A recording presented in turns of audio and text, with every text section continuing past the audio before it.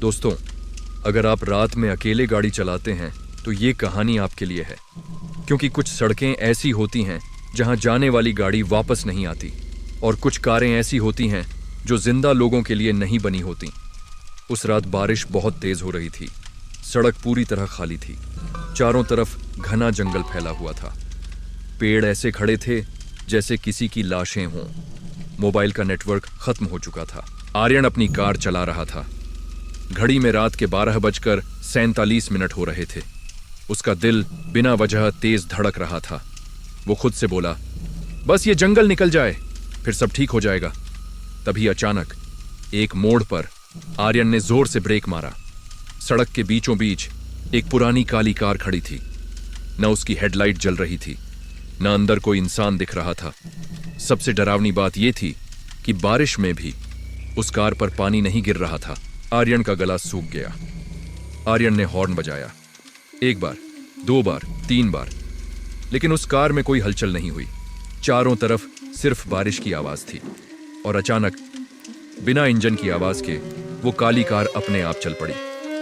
आर्यन की आंखें फैल गईं। वो कार बिल्कुल उसकी गाड़ी के आगे आगे चलने लगी। आर्यन ने स्पीड बढ़ाई, 60, 80, 100, लेकिन दूरी बिल्कुल वही रही। वो कार न पास आई न दूर गई। कुछ देर बाद वो काली कार रुक गई, एक पुराने पेट्रोल पंप के सामने। पंप पूरी तरह उजड़ा हुआ था। छत टूटी हुई थी। दीवारों पर जंग लगी थी। एक बोर्ड हवा में हिल रहा था। उस पर लिखा था, शिव पेट्रोलियम, 1998 में बंद। आर्यन को कुछ याद आया।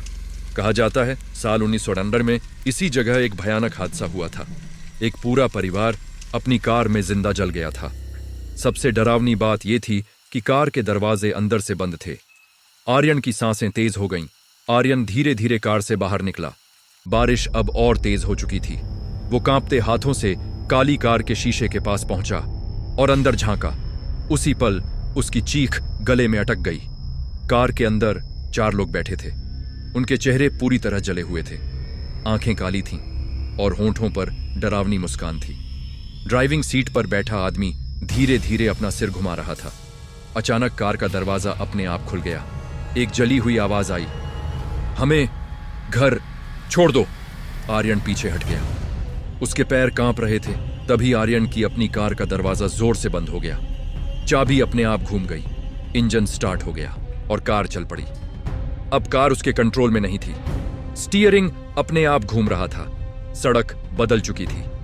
चारों तरफ जली हुई गाड़ियां दिखाई दे रही थीं। सड़क किनारे जले हुए लोग खड़े थे।